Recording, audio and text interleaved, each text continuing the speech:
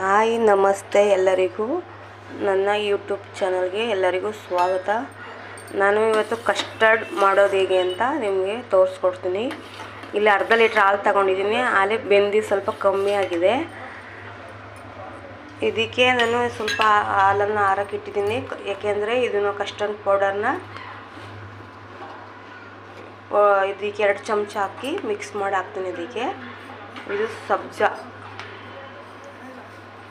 ಹೀಗಿದೆ. ಇದು ಸಬ್ಜಾ ಗೊತ್ತಿರುತ್ತೆ ಈಗ ಎಲ್ಲರಿಗೂ, ಸ್ವಲ್ಪ ಜನ ಗೊತ್ತಿರಲ್ಲ ಅಷ್ಟೇ. ನೋಡಿ ಹೀಗಿದೆ. ಇದನ್ನು ನಾವು ಜಾಸ್ತಿ ದಪ್ಪ ಇದ್ದರೆ ನಾವು ರಾತ್ರಿ 1 ಗ್ಲಾಸ್ಗೆ ನೆನೆ ಹಾಕಿ ಬೆಳಗ್ಗೆ ಅಷ್ಟೊತ್ತಿಗೆ ಎದ್ದು ಕುಡಿತಾ ಬರಬೇಕು. ನಾವು ಮುಂಚೆ ಎಲ್ಲ ಮಾಡ್ತಾಯಿದ್ದೆ, ಅದನ್ನು ಸ್ವಲ್ಪ ಕಮ್ಮಿ ಆಗ್ತಾರೆ ದಪ್ಪ ಇದ್ದರೆ. ಮತ್ತು ಒಳ್ಳೆಯದು, ಇದು ಥಂಡ ಇರ್ತದೆ. ಇದನ್ನು ನೀರಿಗೆ ಹಾಕಿ ನೆನೆಸಕ್ಕೆ ಇಡ್ತೀನಿ. ಹಾಲು ಕಾಯ್ತಾ ಇದಕ್ಕೆ ಒಂದು 4 ಚಮಚದಷ್ಟು ಸಕ್ಕರೆ ಹಾಕ್ಕೊಳ್ತೀನಿ.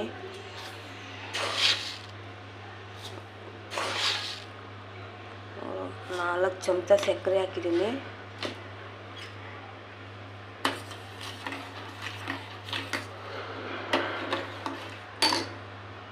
ನೋಡಿ, ಇದನ್ನು ಹೀಗೆ ಮಿಕ್ಸ್ ಮಾಡ್ಕೊಂಡಿದ್ದೀನಿ.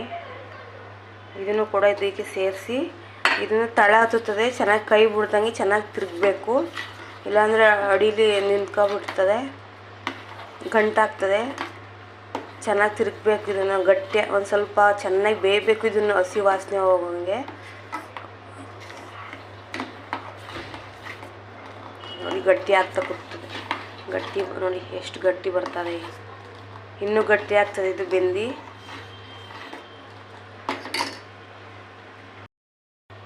ನೋಡಿ, ಗಟ್ಟಿಯಾಗಿ ಬರ್ತಾ ಇದೆ. ಇದು ಕಮ್ಮಿ ಕೂಡ ಆಗಿದೆ ಇವಾಗ. ಇದು ಬೆಂದಿ. ಇದನ್ನು ನಾನು ಸ್ಟವ್ ಆಫ್ ಮಾಡ್ತೀನಿ. ಬಂದ್ ಮಾಡಿ ಇದನ್ನು ಚೆನ್ನಾಗಿ ಆರಿಸಿ ತಣ್ಣಗಾದ ನಂತರ ನಾನು ಫ್ರಿಜ್ಜಲ್ಲಿ ಇಡ್ತೀನಿ. ಏಕೆಂದರೆ ಬಿಸಿ ಇರುವಾಗಲೇ ನಾವು ಫ್ರಿಜ್ಜಲ್ಲಿ ಇಡೋಕ್ಕಾಗಲ್ಲ, ಚೆನ್ನಾಗಿ ಆರಬೇಕು.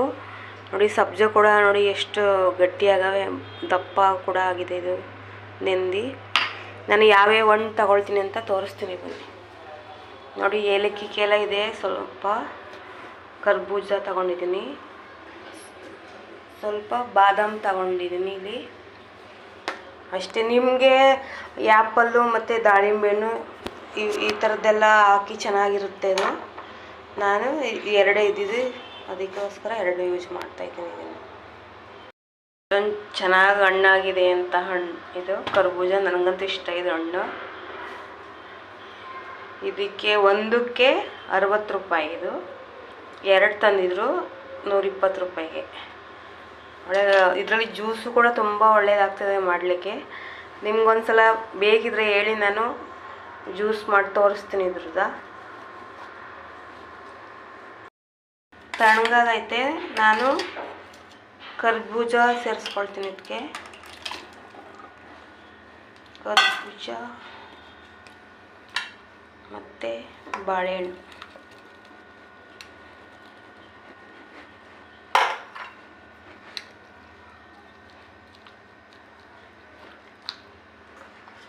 ಮತ್ತು ಇದು ಸಬ್ಜಾ. ನೋಡಿ ಎಷ್ಟೊಂದು ದೊಡ್ಡದಾಗಿದೆ ನೆಂದಿ.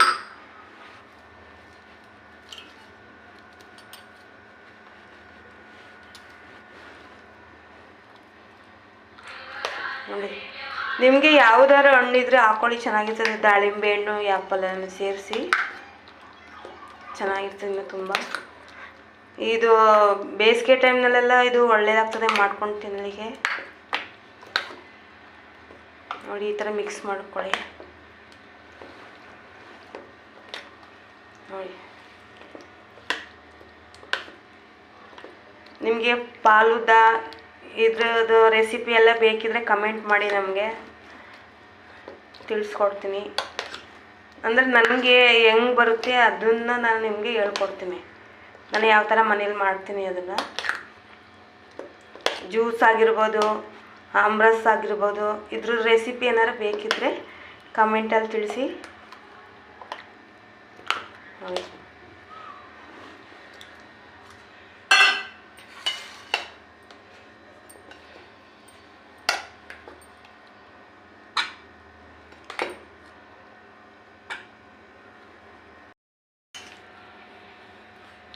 ನೋಡಿ ಸ್ವಲ್ಪ ಬಾದಾಮ್ ಮೇಲಿಂದ ಇದ್ದರೆ ಹಾಕೊಳ್ಳಿ, ಇಲ್ಲಾಂದರೆ ನಡೀತದೆ ಹಾಗೆ.